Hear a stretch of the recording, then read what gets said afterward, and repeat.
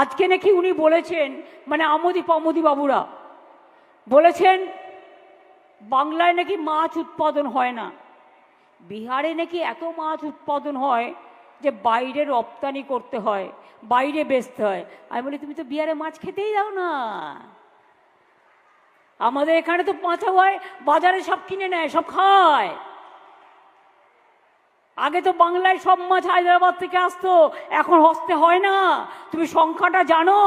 Party যা বলে দিচ্ছে কানে কানে তাই বলছো।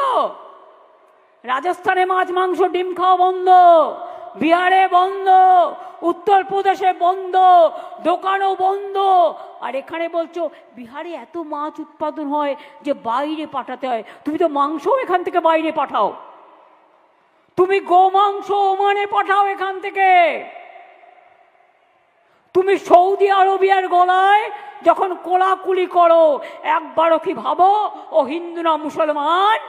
দেশের বাইরে এক নীতি আর দেশের ভেতরে আর এক নীতি।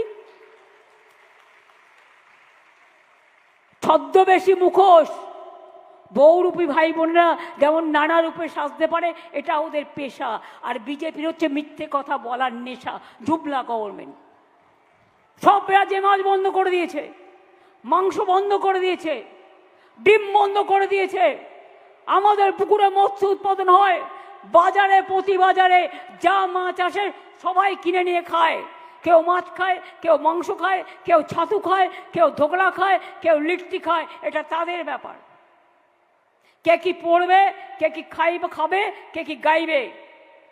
আর ভোটের সময় এসে তোমরা কি করো? ধরুন এটা একটা কাগজ, আমি এরকম করে দেখলে আপনি বুঝতে পারবেন এটা কাগজ, কিন্তু ওনারা ব্যবহার করে টেলিপ্রম্পটার, চশমার গ্লাসের থেকেও পাতলা হালকা। আপনি সামনে এসে দাঁড়ালে তবে বুঝতে পারবেন, তা না হলে বুঝতে পারবেন না। ওখানে লিখে নিয়ে আসে নিজের ভাষায়। আমি ভাবতাম আগে, আমাকে ডেরেক বলেছিল, ডেরেক অব্রাই, ওর মা ওকে বলেছে আরে মোদিজি এত ভালো ইংরেজি বলে। তো ডেরেক বলেছিল তুমি জানো না আসল চালা কি? ওই টেলিপ্রম্পটারে লেখা থাকে ওটা পড়ে বলে। আমি একবার বাংলাদেশের সাথে আমাদের একটা মিটিং ছিল ইন্ডিয়া গভর্নমেন্টের, 4-5 বছর আগে। তখন আমায় ডেকেছিল, তো মিটিংটায় মাত্র 10-12 জন ছিল। তো আমি দেখলাম সেখানে উনি প্রেস করছেন, ওনারা দুজন দাঁড়িয়ে।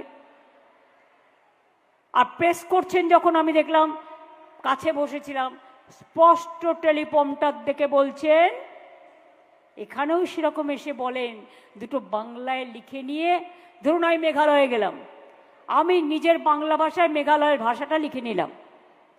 ধরুন আমি মিজোরামে গেলাম, আমি মিজোরামের ভাষাটা আমি আমার ভাষায় লিখে নিলাম ট্রান্সলেট করে, ঠিক আছে, ওই ভাষায় প্রোনাউন্সিয়েশন করে। এবার এখানে এসে বলছে সোনার বাংলা তৈরি করে দেব, সোনার বাংলা। বলে সোনার দেশ তৈরি করতে পেরেছ? 15 লক্ষ টাকা করে দেবে বলেছিল, 1 পয়সাও দিয়েছ?